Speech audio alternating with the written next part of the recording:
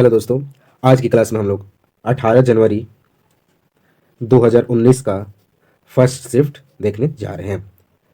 तो आज की क्लास का पहला प्रश्न है, खेल में संगठन फीला जो है किस खेल से संबंधित है। ये जो संगठन है फीला किस खेल से संबंधित है? तो इसका आंसर हो जाएगा कुश्ती।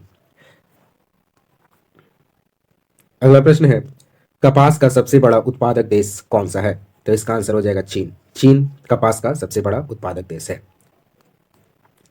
अगला प्रश्न है, फार्मूला वन के ड्राइवरों को महत्वपूर्ण संदेश देने के लिए अलग अलग झंडे लगाए जाते हैं। येलो ध्वज किसको दर्शाता है? जो येलो ध्वज होता है, पीला ध्वज जो होता है फार्मूला वन में, ये किसको दर्शाता है? तो ये दिखाता है खतरा, यानी खतरा है और आपको धीमा हो जाना है, इसलिए येलो पीला ध्वज को दिखाया जाता है। अगला प्रश्न है, निम्नलिखित में से कौन सा वन्य जीव अभ्यारण्य मध्य प्रदेश में है? तो इसमें बोरी वन जीव अभ्यारण्य मध्य प्रदेश में है, मानस असम में है, इंद्रावती छत्तीसगढ़ में है और बांदीपुर, आप कमेंट में बताएंगे बांदीपुर कौन से राज्य में है। अगला प्रश्न है, आंध्र प्रदेश का लोक नृत्य कौन सा है? तो ये ऑप्शन नंबर सी जो है ओटम थेडल आंध्र प्रदेश का लोक नृत्य है।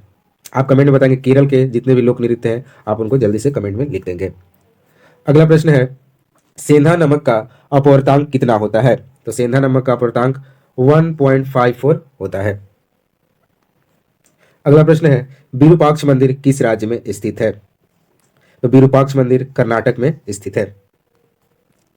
अगला प्रश्न है, बाराबती स्टेडियम कहाँ स्थित है? तो बाराबती स्टेडियम उड़ीसा के कटक में स्थित है। यहाँ पर आप लोग देख रहे हैं कि स्टैटिक जीके से भी प्रश्न बन रहे हैं, साइंस से भी प्रश्न बन रहे हैं और करेंट का भी प्रश्न आ रहा है। तो आप लोग ये सब प्रीवियस पेपर इसलिए लगाया जाता है कि आपको अंदाजा मिल जाए कि कहाँ से कौन सा टॉपिक पढ़ना है।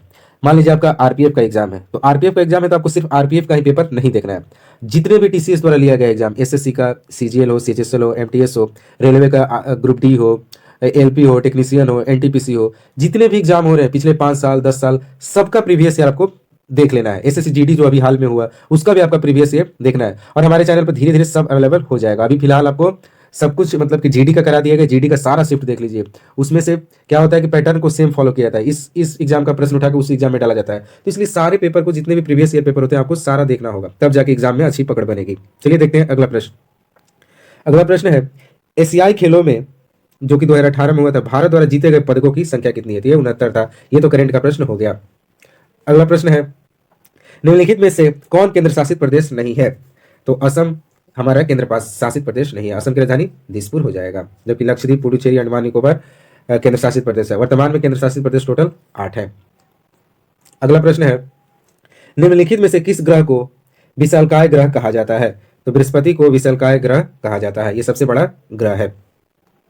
अगला प्रश्न है, सिडबी का मुख्यालय कहाँ है? सिडबी का मुख्यालय कहाँ है? तो इसका मुख्यालय लखनऊ में है। आप कमेंट में बताएंगे इसका फुल फॉर्म क्या होगा, सिडबी का फुल फॉर्म क्या होगा। अगला प्रश्न है, विटामिन B3 का रासायनिक नाम क्या है? विटामिन B3 का रासायनिक नाम क्या है? तो इसका आंसर हो जाएगा नियासिन। विटामिन B3 को हम नियासिन कहते हैं। और आपको एक बार और बता दूं कि ये प्रश्न संख्या पर आपको ध्यान नहीं देना है, बस आपको प्रश्न पढ़ना है और उसका आंसर टिक करना है। कुवैत की मुद्रा क्या है? तो कुवैत की मुद्रा कुवैतियन दिनार है। अगला प्रश्न है, ऋग्वेद क्या है? तो ऋग्वेद क्या है? वैदिक संस्कृत भजनों का संग्रह है। ऋग्वेद वैदिक संस्कृत भजनों का संग्रह है। अगला प्रश्न है, हरिद्वार शहर खाली स्थान नदी के तट पर स्थित है। तो हरिद्वार शहर गंगा नदी के तट पर स्थित है। आप कमेंट में बताएंगे दिल्ली जो शहर है किस नदी के तट पर स्थित है। और एक हाल ही में प्रयागराज जो कि महाकुंभ हो रहा है, बताइए प्रयागराज जो है किस नदी के तट पर स्थित है। अगला प्रश्न है, पांचवी पंचवर्षीय योजना की अवधि क्या है? बताइए कि पांचवी पंचवर्षीय योजना कब से कब तक चली थी? तो ये 1974 से 1979 तक चली थी। अगला प्रश्न है, निम्नलिखित में से कौन भारतीय संविधान की प्रस्तावना का हिस्सा नहीं है? तो लिबर्टी है। लिबर्टी मतलब स्वतंत्रता, समानता भी है, न्याय भी है। प्रावधान जो है भारतीय संविधान की प्रस्तावना का हिस्सा नहीं है। अगला प्रश्न है, हाइडेस्पीस की लड़ाई आयोजित की गई थी। बताइए कि हाइडेस्पीस की लड़ाई कब हुई थी? ये 326 में हुई थी और इसमें सिकंदर और राजा पोरस के बीच में ये लड़ाई 326 ईसा पूर्व में हुई थी। अगला प्रश्न है, बौद्ध धर्म में लोटस और बुल का प्रतीक क्या दर्शाता है? लोटस और बुल, ये आपका महावीर के जन्म को दर्शाता है, लोटस और बुल। अगला प्रश्न है, खाली स्थान एक विकास प्रक्रिया है जो व्यापक आधारित लाभ देती है और सभी के लिए अवसर की समानता सुनिश्चित करती है। तो वो क्या कहलाती है? तो ये आपकी समावेशी विकास कहलाती है। ये प्रश्न आपको जो पिछले दिन हुआ था 17 जनवरी के थर्ड शिफ्ट में ये आया हुआ है। समावेशी विकास क्या होता है? तो ये समावेशी विकास का परिभाषा है। अगला प्रश्न है एफडीआई का विस्तार रूप क्या होता है? एफडीआई का फुल फॉर्म क्या हो जाएगा? तो इसका आंसर हो जाएगा प्रत्यक्ष विदेशी निवेश यानी फॉरेन डायरेक्ट इन्वेस्टमेंट। अगला प्रश्न है पृथ्वी की सबसे बाहरी परत या खोल को खाली स्थान के रूप में जाना जाता है। तो बताइए पृथ्वी की सबसे बाहरी सतह को क्या कहा जाता है? क्या कहा जाता है सबसे बाहरी सतह को? ये क्रस्ट कहा जाता है। इसके 3 सतह होते हैं, क्रस्ट, मेंटल, कोर। तो सबसे बाहरी वाली को क्रस्ट कहा जाता है। अगला प्रश्न है सल्फर के लिए प्रतीक क्या है? सल्फर को किससे दर्शाते हैं आप केमिस्ट्री में? सल्फर को हम एस से दर्शाते हैं। अगला प्रश्न है भारत का विधि आयोग एक खाली स्थान है। तो भारत का जो विधि आयोग है क्या है? तो ये गैर वैधानिक सलाहकार निकाय है। भारत का विधि आयोग गैर वैधानिक सलाहकार निकाय। अगला प्रश्न है चड्ढा कप खेल से संबंधित है। चड्ढा कप किस खेल से संबंधित है? तो ये बैडमिंटन से संबंधित है। खेल और उससे संबंधित प्रश्न पिछले शिफ्ट में भी पूछे गए थे। अगला प्रश्न है निम्नलिखित में से कौन भारत में एक आधिकारिक राजभाषा नहीं है? चारों में से कौन एक आधिकारिक राजभाषा नहीं है? तो खंडेसी जो है एक आधिकारिक राजभाषा नहीं है। बोडो, पंजाबी, असमिया ये आधिकारिक राजभाषा है। अगला प्रश्न है इयान जेम्स थोरपे किस खेल से जुड़े हैं? ये खिलाड़ी हैं, आपको बताना ये किस खेल से जुड़े हैं? तो ये तैराकी से जुड़े हैं, इयान जेम्स थोरपे। अगला प्रश्न है बिपिन चंद्रपाल ने कौन सा समाचार पत्र शुरू किया था? तो आप सुने होंगे लाल बाल पाल। तो आप कमेंट में बताएंगे लाल बाल पाल का फुल फॉर्म क्या होगा? एल से क्या होगा, बी से क्या होगा, पी से क्या होगा? तो उसी में कहें लाल बाल पाल में से एक है बिपिन चंद्र पाल। इन्होंने न्यू इंडिया समाचार पत्र शुरू किया था।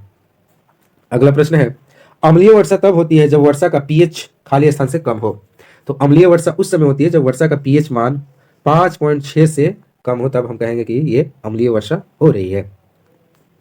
अगला प्रश्न है किसी दिए गए क्षेत्र का पशु जीवन खाली स्थान कहलाता है।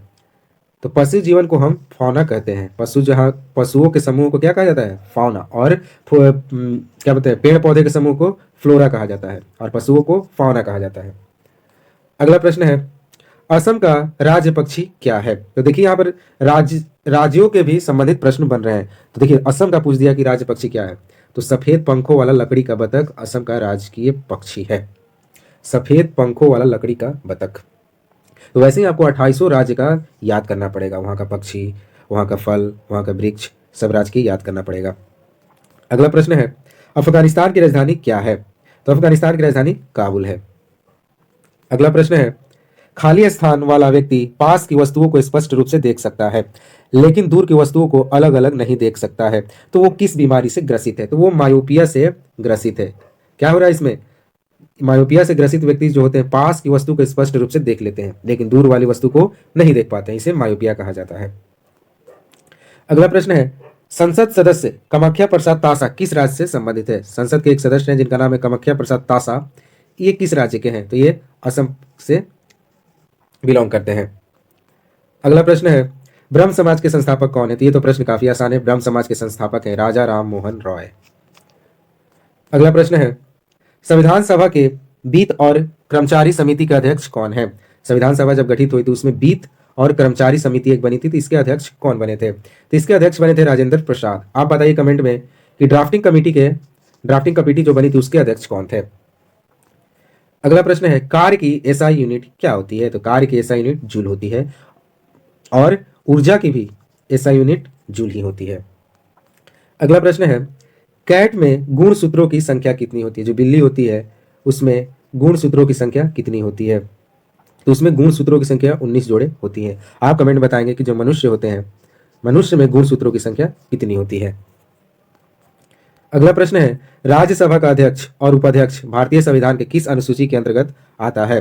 तो राज्यसभा का अध्यक्ष और उपाध्यक्ष भारत की दूसरी अनुसूची के अंतर्गत आता है। और भारतीय संविधान में टोटल 12 अनुसूची है जिसमें दूसरी अनुसूची में राज्यसभा का अध्यक्ष और उपाध्यक्ष आते हैं।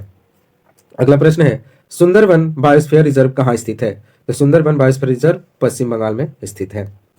अगला प्रश्न है ऊतकों के अध्ययन को क्या कहा जाता है? ऊतक यानी टिश्यू, इसके अध्ययन को क्या जाता है? तो इसको अध्ययन को ऊतक विज्ञान कहते हैं और इंग्लिश में हिस्टोलॉजी कहते हैं। अगला प्रश्न है, भारत के पहले सिख राष्ट्रपति कौन थे? तो भारत के पहले सिख राष्ट्रपति ज्ञानी जैल सिंह जी थे, भारत के पहले सिख राष्ट्रपति। और पहले मुस्लिम राष्ट्रपति मुस्लिम जाकिर हुसैन थे, पहले मुस्लिम राष्ट्रपति जाकिर हुसैन थे।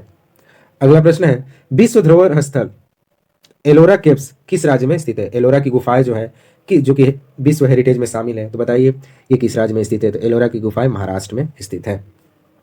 अगला प्रश्न है, भारत के उपराष्ट्रपति बनने के लिए न्यूनतम आयु क्या होनी चाहिए? तो उपराष्ट्रपति बनने के लिए न्यूनतम आयु 35 वर्ष होना चाहिए। अगला प्रश्न है, नागालैंड की राजधानी क्या है? तो नागालैंड की राजधानी कोहिमा है। अगला प्रश्न है, भारतीय आइंस्टीन के रूप में किसे जाना जाता है? तो नागार्जुन को भारतीय आइंस्टीन के रूप में जाना जाता है। यह प्रश्न बार बार एग्जाम में पूछे गए हैं। अगला प्रश्न है, डल झील किस शहर में है? तो ये तो बच्चा बच्चा जानता है, डल झील कहाँ है? श्रीनगर में है। काफी खूबसूरत जगह है डल झील, ये श्रीनगर में है। अगला प्रश्न है, वर्तमान में सड़क परिवहन और राजमार्ग मंत्री कौन है? तो ये हमारे नितिन जयराम गडकरी जो है, ये सड़क परिवहन और राजमार्ग मंत्री भी हैं और वर्तमान में भी यही है।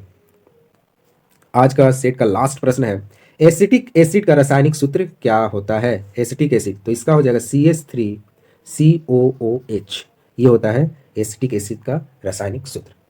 तो आज की क्लास हमारी पहली शिफ्ट खत्म हुई, जो कि हमारी 18 जनवरी का था। अगर आपको वीडियो पसंद आया है तो लाइक करें, शेयर करें और सब्सक्राइब करें। तब तक के लिए जय हिंद, जय भारत।